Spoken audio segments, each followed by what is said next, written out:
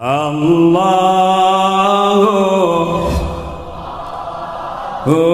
Allahu Allah. Fitnah dimimitian ku perang antara Sayyidina Ali sareng Sayyidina Muawiyah, perang Siffin. Kemudian perang Jamal antara Sayyidina Husain sareng Yazid. Tayalah rek nyaritakeun pembunuhan Sayyidina Husain nu kamari kurang geus didongengkeun cek nasabah Quraisy nu ngaran Zubair bin Bakar. Pagana mauliduhu aya dilahirkeun Sayyidina Husain eta li khamsi layalin khalawna min Sya'ban. Bulan Sya'ban tanggal 5 tahun 4 Hijriah. Kangjeng Nabi hijrah ti Mekkah ka Madinah menang 4 tahun. Di bulan Sya'ban eta lahirlah Sayyidina Husain. Sayyidina Husain eta putra daripada Siti Fatimah.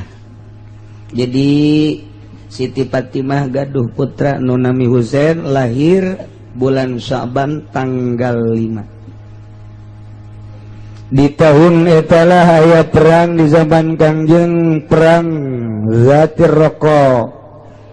Di tahun eta kusuratus salat mulai dikosor salat. Di tahun eta Kangjeng Rasul Kangjeng Nabi rarabi nikah ka Nyi Ummi Salamah, tahunan kelahiran Sayyidina Husain. Kemudian Sayyidina Husain tumbuh dengan luar biasa.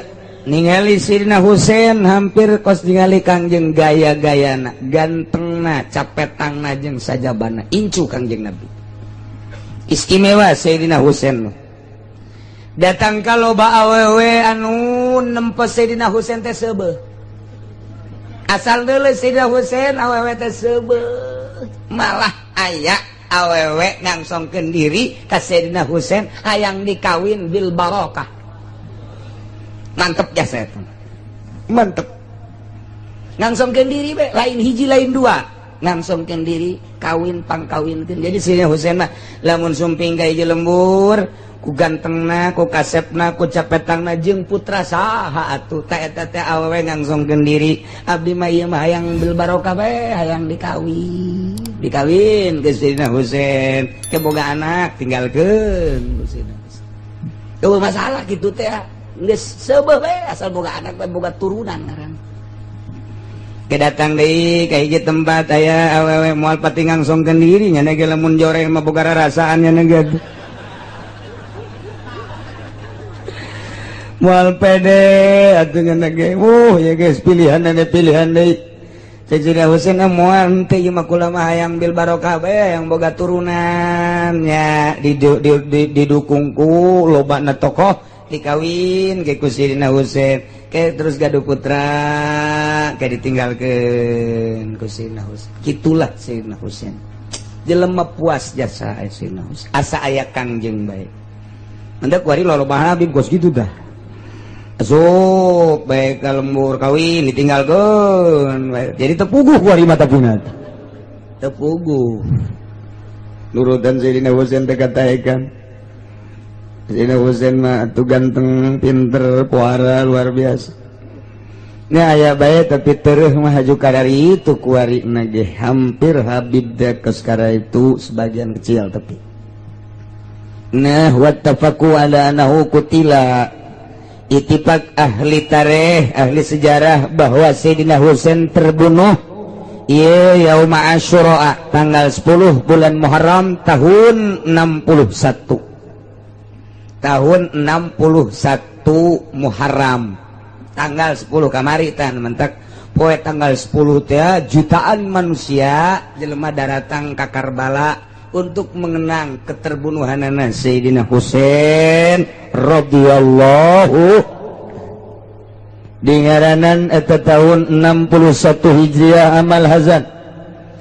Wa qutila ma'ahu istani wa samanuna rajulan min ashabihi, nu bareng terbunuh jeung Sayyidina Husain teu kira-kira tokoh 82. Karenanya diharap nang tangan dina peperangan tersebut.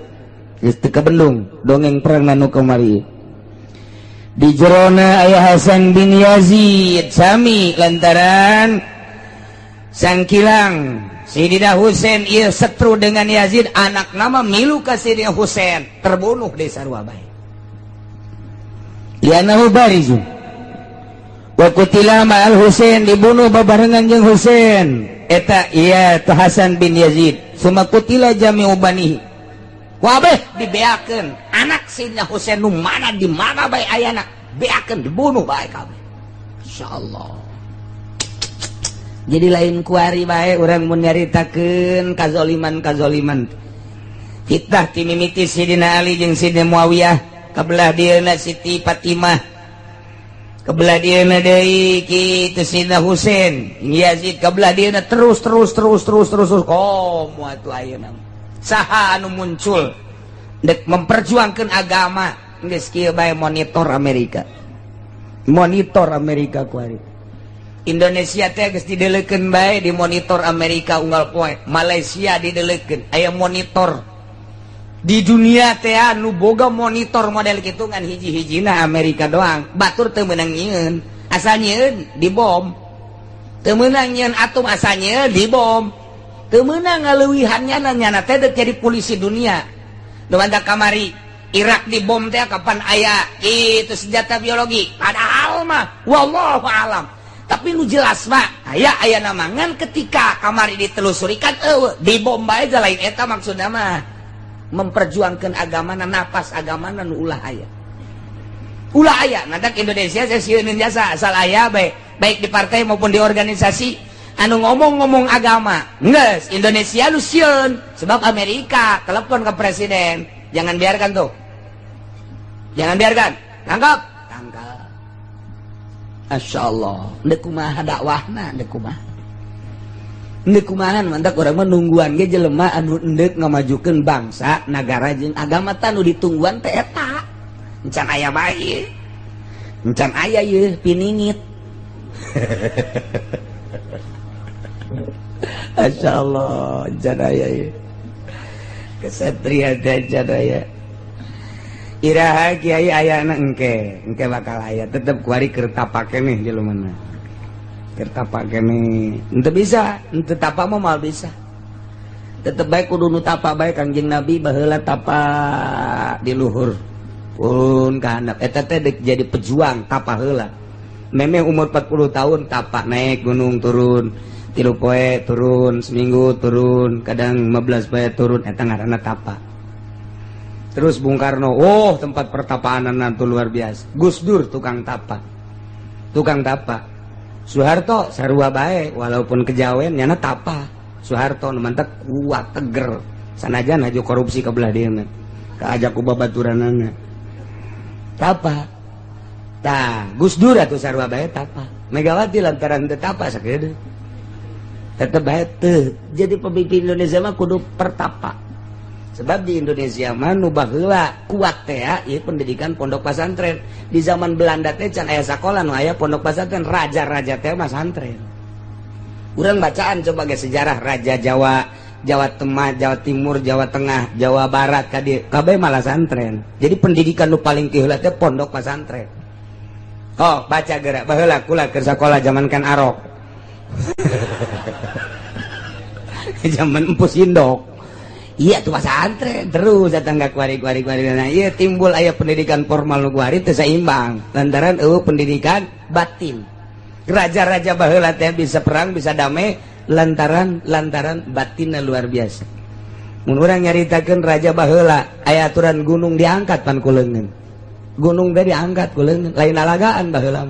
Aya anak raja gering kemudian kudu di gitu ubaran nu bisa ngubaran aya ge hiji dangdaunan nu aya di gunung teh apaan gunungna diangkat kan set dibawa ka raja tah pilih bae cenah tah mana cokot eta digaditukeun deui. Masyaallah ya terus disusul ku zaman kewalian atuh ahli tapak kabeh ahli tapak. Kuari mah ulah kudu tapa di gunung, ulah kudu tapa di leuweung, tapa kredit bae. Tapa kredit jeung tanpa ulah narima duit di pamarentah, geus jadi wali teh budak teh. Ulah merengket bae geus merengket mun aya pamarentah mawakeun duit ka dinya. leutik amat.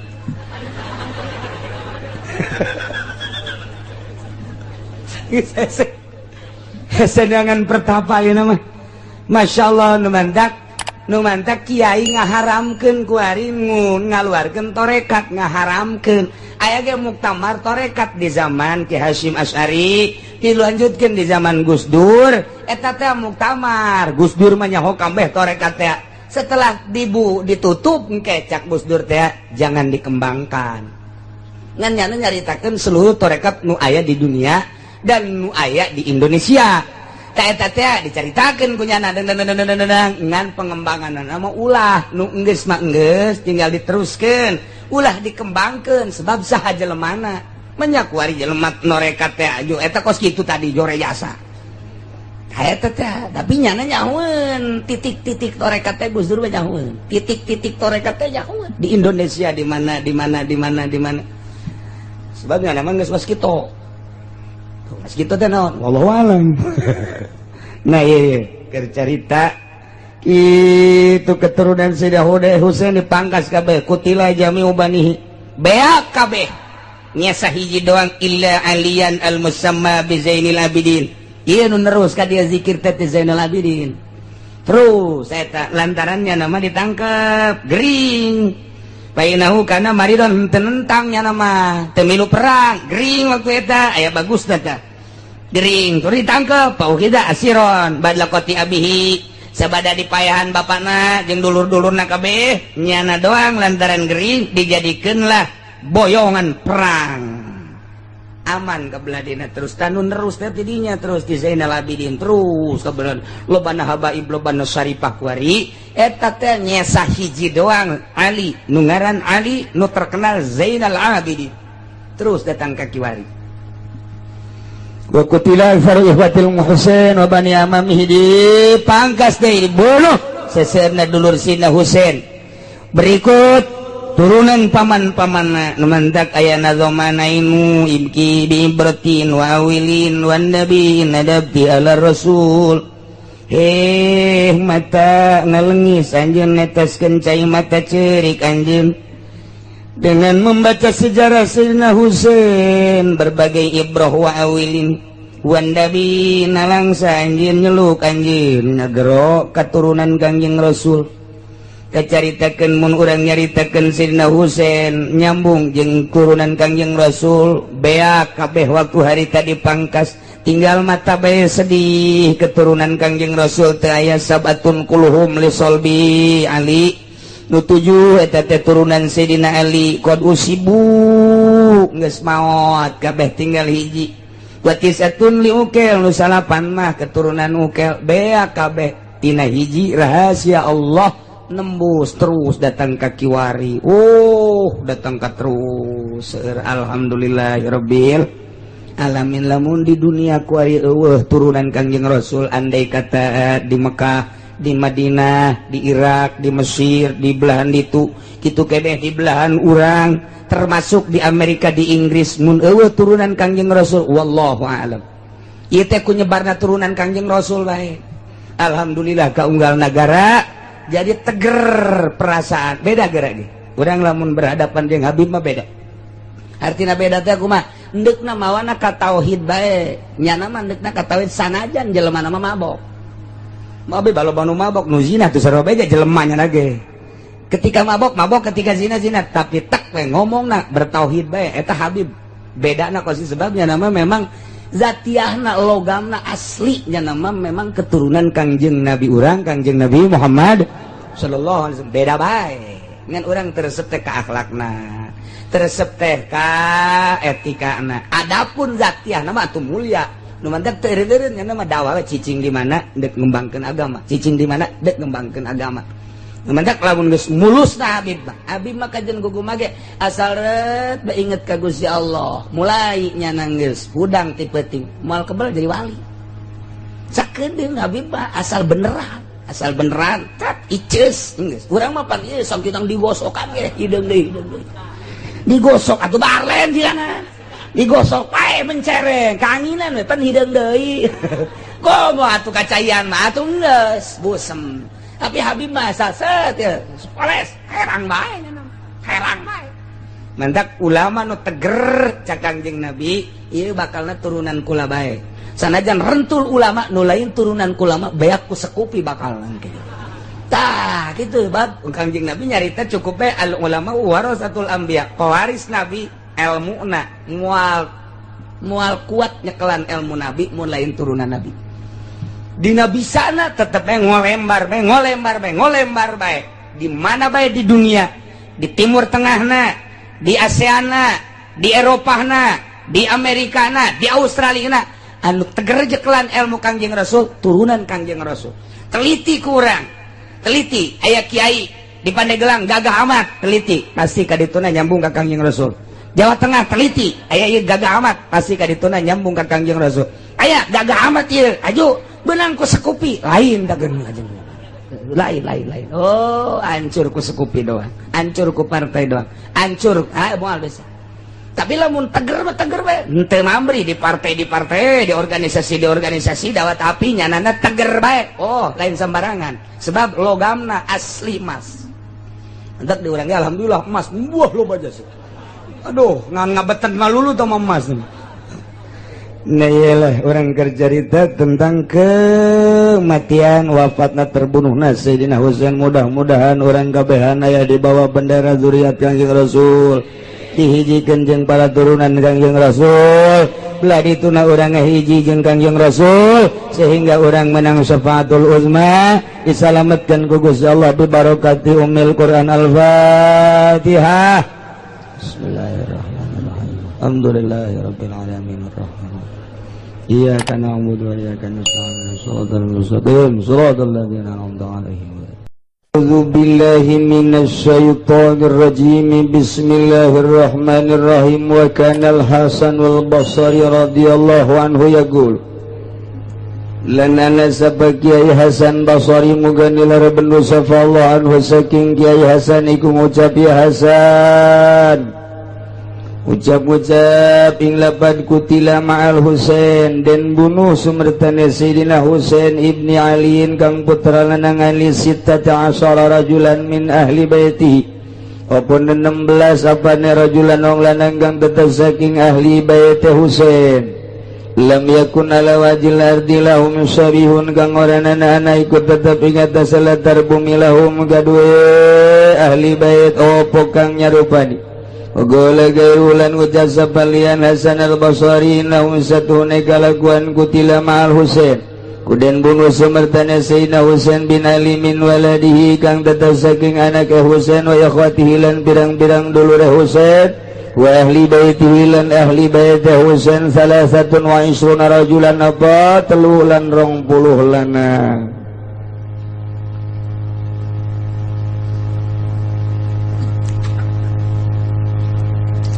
Cerita peperangan Karbala masih dirangkum kene. Ieu mah neruskeun carita kamari. Lantaran di hadis mah sapotong jadi encan naon gitu ngaranna ngahujur can puguh di mana awalna. Awal tidak pembunuhan Sayyidina Utsman bin Affan. Setelah Sayyidina Utsman terbunuh, naiklah Sayyidina Ali karramallahu wajah. Sayyidina Ali dituntut ku kaumna supaya secepatnya mendapatkan pembunuh Sayyidina Utsman. Terutama keluarga Sayyidina Utsman menuntut ke Sayyidina Ali sebagai khalifah yang baru segera coba pembunuh Sayyidina Utsman eta dibenangkeun. Tapi Sayyidina Ali sibuk dengan pengaturan-pengaturan nu lain. Anggapan Sayyidina Ali lantaran lah atuh soal pembunuhan mah geus teu kudu diperbesar. Geus aya ti dituna kahiji, kadua mah atuh dibunuh teh kapan syahid. Geus Sayyidina Ali teu melu karena tuntutan keluarga Sayyidina Utsman jeung muhibin Sayyidina Utsman. Sibuk Sayyidina Ali utar atur tentang kemaslahatan rakyat. Sayyidina Ali ayana di Kufah. otomatis kuarin nuntut ke Sayyidina Muawiyah lantaran Sayyidina Muawiyah teh anu hayang jadi gubernur saat eta dituntut Sayyidina Muawiyah coba lantaran Sayyidina Ali teh geus teu mampu ngayakeun pembunuh ngahasilkeun pembunuh nu ngabunuh Sayyidina Utsman coba ayeuna Sayyidina Muawiyah lantaran Sayyidina Muawiyah mah di dinya teh can boga wilayah artinya malah ngajebian ngahurung-hurung teu kudu kagola Ali jadi lain narima jeung memperjuangkeun neangan pembunuh malah ngalecehkeun lantaran nyana hayang jadi rajapan nyana hayang jadi gubernur teh kudu laporan ka kula cek Sayyidina Muawiyah Ali bae kecuali kula nu jadi gubernurna mun kula nu jadi gubernurna gas hari 2 hari 3 hari beres ku kula pan lain beres eta kos kitu ngomporan ngaranna matak naon kerjasama Sayyidina Ali mah atuh geus teu kaburu lantaran utar atur rakyat atuh matak naon geus Sayyidina Muawiyah geus sahabat neangan ke laporan ka Sayyidina Ali lantaran geus aya ekses di awalna teu beres teu jalan tah matak kerjasama teh ya istimewa lamun teu kerjasama kos kitu akhirnya rakyat bingung kaum bingung nah di dieu lah aya nu pro Sayyidina Ali aya nu pro Sayyidina Muawiyah ta aya nu teu pro Sayyidina Ali teu pro Sayyidina Muawiyah jadi tilu ngaranna nu pro Sayyidina Ali ngaranna kaum Syiah pro Sayyidina Muawiyah aya nu teu pro ka Sayyidina Muawiyah jeung Sayyidina Ali ngaranna kaum Khawarij bagi tilu ti mimiti tidinya nah ieu lah gambaran untuk perang Karbala seperti eta Sayyidina Ali wafat terbunuh deui nah ieu lah Sayyidina Muawiyah naik tidinya leuwih teu ngurusan rakyat tuntutanana 2 pembunuh Sayyidina Utsman kupaya dibenangkeun nu ngabunuh Sayyidina Ali ge horeng nu ngabunuh Sayyidina Ali mah meunang Sayyidina Muawiyah pan beuki acak-acakan situasi politik teh lain lalagaan acak-acakan sementara rakyat di Kufah terutama di Kufah di Basrah dan sekitarna mengharapkan putra mahkota Sayyidina Ali nu ngaran Husain supaya dijadikan gubernur ulah Muawiyah kos kitu kajadianana dituntut supaya Husain ulah Muawiyah Sayyidina Muawiyah tetep bae nyana hayang ngarau ku siku akhirna neangan celah-celah Sayyidina Husain teh dipanggil ku urang Kufah supaya datang ke Kufah untuk menduduki tahta Sayyidina Ali geus dihadang ku Sayyidina Muawiyah Muawiyah maut naiklah putra Muawiyah Yazid untuk melanjutkan tahta bapak di naon kitu ngaranna ditata kuarima pemerintahan teh ku Yazid geus kaambe Sayyidina Husain teh dicintai ku orang Kufah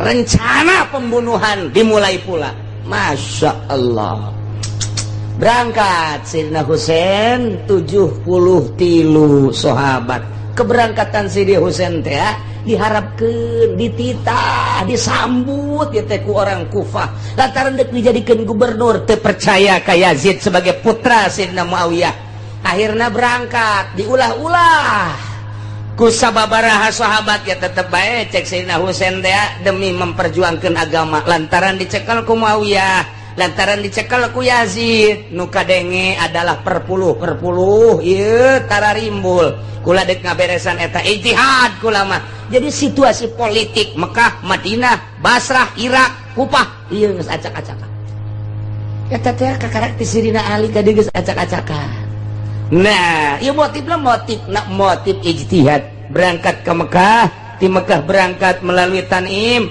langsung berangkat sampailah ke negeri Irak yakni ke Kufah sebelum datang ke Kufah etalah Karbala dihadang di Karbala didinya wah perang anu dahsyat dicincang Sayyidina Husain teh sakumaha kamari pae maot Sayyidina Husain teh sirahna dibawa heula ka Syria lantaran Yazid aya di Syria Syam ai jasad nama diantep di Karbala diurusan ku kaum sengil caririk ku caririk-caririkna sampekeun ka ngabadugan hulu ku cinta-cintana ka Sayyidina Husain teh terus awakna dipeupehan rasa cinta jasa ka Sayyidina Husain melas jasa ka Sayyidina Husain teh geus teu bisa dibendung ka cinta ka Sayyidina Husain sebagai putra Sayyidina Ali cucu Kangjeng Nabi. Akhirna awak teh awak dipeupeulhan kan mantak Syiah makara itu. Syiah mata tah ieu teh meupeulhan nandakeun kacinta ka Sayyidina Husain. Urang datang ka ditu ka Iran, urang datang ka ditu ka Karbala, kaget di masjid Kararieu dak didung wah teh urang nanaonan keur nu teu nyaho ka sejarah mah bingung. Lamun urang geus dibacakeun sejarahna tak akibat kecintaan luar biasa ka Sayyidina Husain sirah dibadugan ku awak ku leungeun terus awak nah kuari mah dijadikeun we satu cara ibadah Syiah mah kos kitu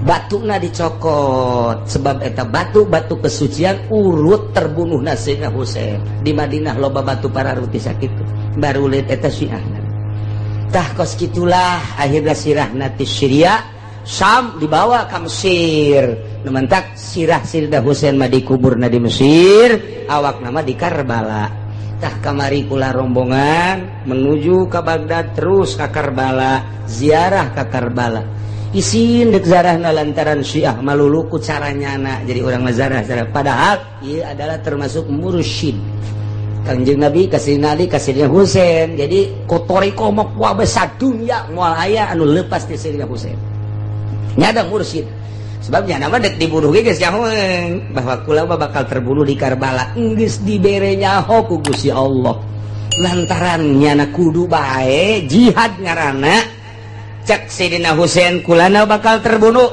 masalah tapi bakal dikenang ku seluruh muslimin muslimat tanda terbunuh kaula berarti bangkit perjuangan muslimin wa muslimat ulah eureun berjuang saha bae musuhna homo kafir mah ya kula sebagai contoh bahwa kula memperjuangkan agama hulu di mana awak di mana memeh maot geus ngomong kos kitu matak bagi negara nu mayoritas Islam perjuangan ruhul jihad meng pelehe pamakos gitu meng pelehe gas asah deui golok kuari mah siap deui kurang kafir geus ambalaya nu dipencet ke bawah tetep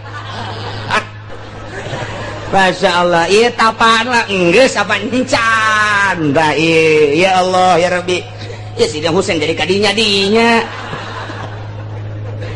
ieu mah ala kadar gambaran peperangan Karbala seperti eta globalna ke di awal deh insyaallah ieu mah kematian prajurit Sayyidina Husain di Karbala wa kana al-Hasanul Basri jeung aya Kiai Hasanul Basri radhiyallahu anhu yaqul anjana nyarioskeun kutila ma'al Husain bin Ali 16 rajulan min ahli baitihi lam yakun ala wajhil ardi lahum syarihun terbunuh ketika di Karbala prajurit Sayyidina Husain nu termasuk ahli bait adalah 16 lelaki. Tanding di muka bumi ieu kedahsyatan terbunuhna Sayyidina Husain jeung para pengikut-pengikutna jeung ahli bait. Wa qala gairuhu selain Hasan Basri nyaritakeun annahu sanyanya kalakuan kutila ma'al Husain bin Ali min waladi wa ikhwati keturunan Sayyidina Ali jeung dulur-dulur Sayyidina Ali jeung ahli-ahli baitna Sayyidina Husain na ieu adalah salah satu nu'isruna rajulan 23 terbunuh utamanya sulu di mana leungeun di mana suku di mana dicacag-cacag Masya Allah bahkan Yazid menginstruksikan habiskan keturunan Muhammad Masya Allah dianggap geus eueuh keturunan Kangjeng Nabi Muhammad teh geus eueuh beres kabeh seserian Yazid senang luar biasa apalagi ketika sirah Sayyidina Husain dibawa ke hadapan Yazid ke Syria di Syam tanda bukti bahwa Husain dan keturunannya selesai tapi Allah Maha Kawasa saat eta aya salah satu incu anu muriang teu ilu ka medan laga ya Allah disalamatkan ku Gusti Allah lantaran lamun teu dimuriangkeun ku Gusti Allah pasti milu perang anggeus kabeh moal aya Syarifah moal aya Habib tapi timbul tinu muriang teu milu perang teh ya nyana terus ka Baghdad terus nyana kawin terus anakan kuari masih ambalayah keneh keturunan Kangjeng Nabi jalur Sayyidina Husain di jalur Sayyidina Hasan mah aya seueur nah ya di jalur Sayyidina Husain tetep aya kemeh Nah kos gitulah ala kadar gambaran perang Karbala. Lamun urang geus ka Karbala kabayang di Karbala kadenya pohara jasa indahna kuburan, bangunan dan lain sebagainya. Ngan nu beda teh cara ziarahna hungkul. Nya nama di lawang nangis dicium, cara syiah teh kos kitu ke ka kuburanna dicium, kadang-kadang sujud di hareupeun kuburan. Etalah nu janggal bagi urang. Kurang maku biasa ziarah biasa akhirnya mah orang dek diuk gitu jadi lantaran ribuan manusia nuzarah ganti carana seperti itu baik kabeh geus urang jangan sakadar liwat lah Allah maha uninga Sina Husain Gajah Waliullah bahkan kutubul aulia nyana apalin orang datang orang babacaan orang cintaeun ka nyana nu berbeda adalah cara ziarahna di Karbala nu sangat menyolok perbedaanna jeung ahli sunnah wal jamaah. Kurang mudah-mudahan ayat di bawah bendera Sayyidina Husain, di bawah bendera Sayyidina Ali, di bawah bendera Kangjeng Nabi, di bawah bendera La ilaha illallah Muhammadur Rasulullah. Wallahu a'lam. Allah